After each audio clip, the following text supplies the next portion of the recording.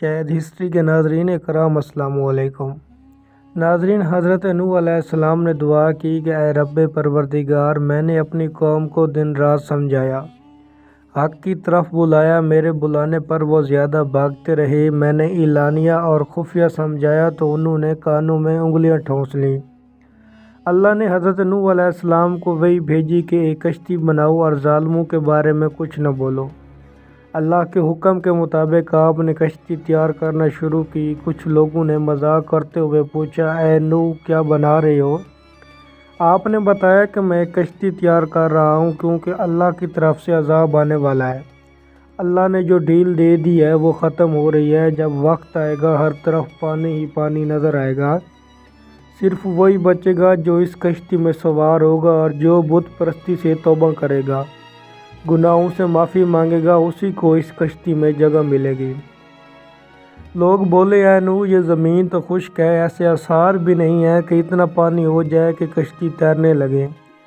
اور وہ کہنے لگے کہ نوح کا تو دماغ ہی چل بسا ہے۔ حضرت نوح علیہ السلام اس قسم کی باتوں سے بالکل مایوس ہو چکے اور اصلاح کی کوئی امید ہی نظر نہیں آ رہی تھی۔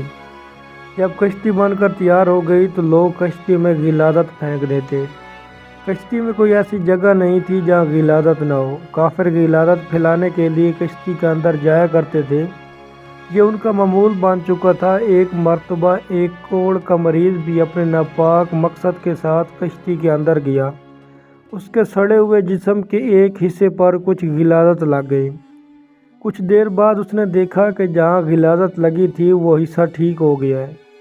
اب اسے حیرت ہوئی کہ یہ کیا ماجرا ہے، آخر غلاظت سے کس طرح شفا ہو سکتی ہے۔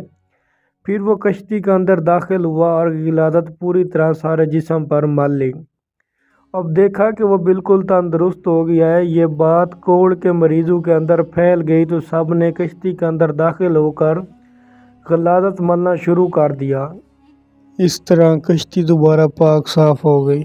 پیارے دوستوں، امید کرتے ہیں ویڈیو اچھی لگی ہوگی۔ اگر اچھی لگی تو برائے مہربانی چینل کو لازمی سبسکرائب کریں۔ شکریہ۔